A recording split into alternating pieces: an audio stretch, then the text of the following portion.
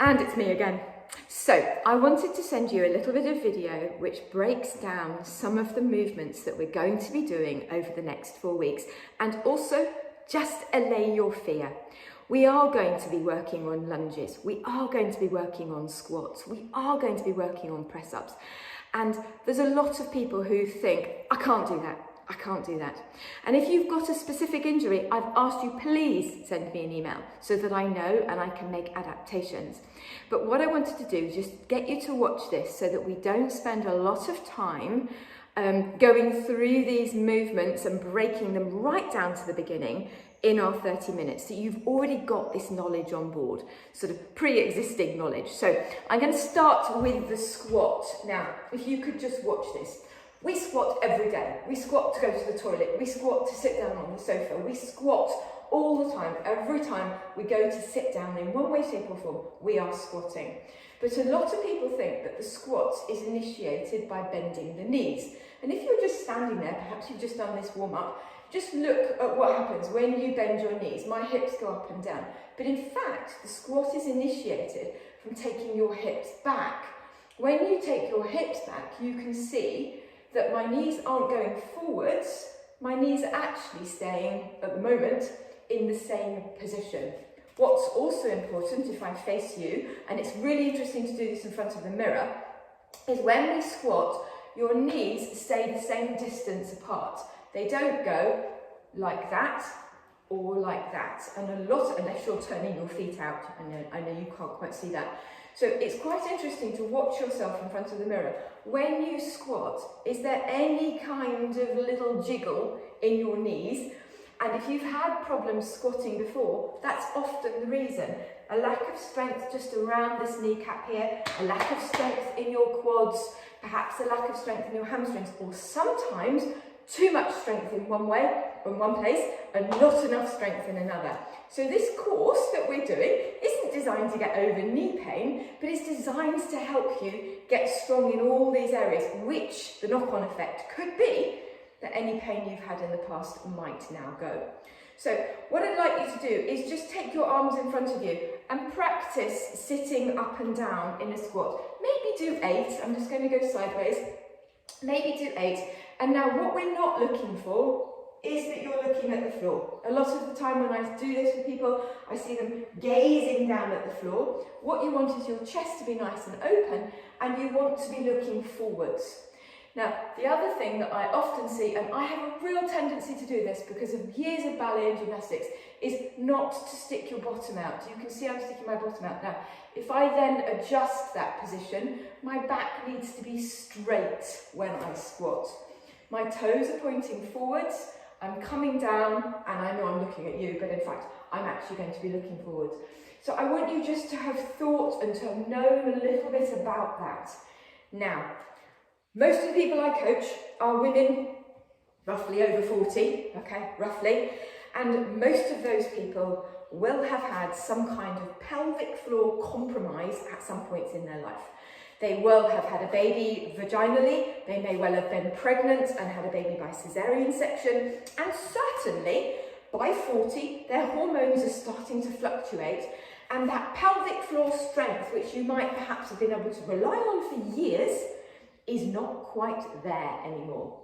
And that doesn't mean you're going to walk around wearing pads and trying not to wee and thinking that's it, the game is up. Definitely not. It means that you are very aware of your pelvic floor. And when you exercise with that in mind. You're not just thinking about one area, you're thinking about your whole body.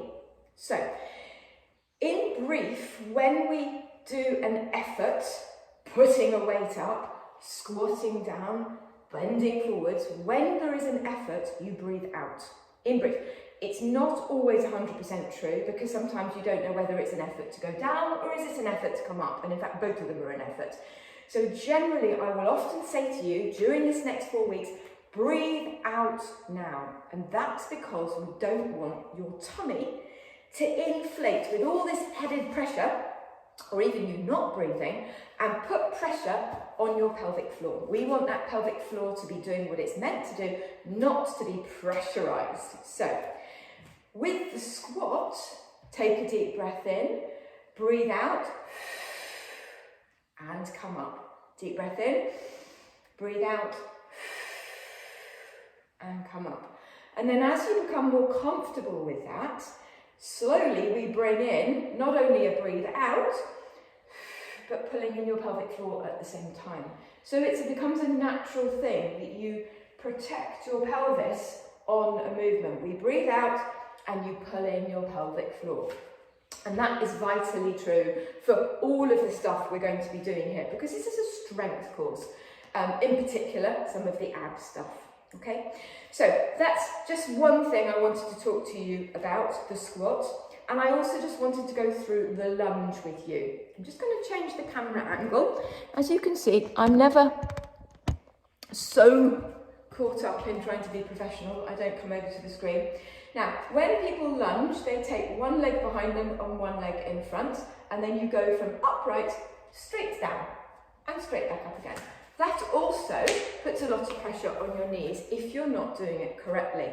Now, if you look, I'm standing in front of you with my feet hip width apart, but when I take one leg back, can you see that I've still got the same distance between my legs as I had before? I haven't gone one leg back there on a narrow line, because that's really challenging. But I can protect my knees a little bit more if I literally drag that leg back and then go up and down.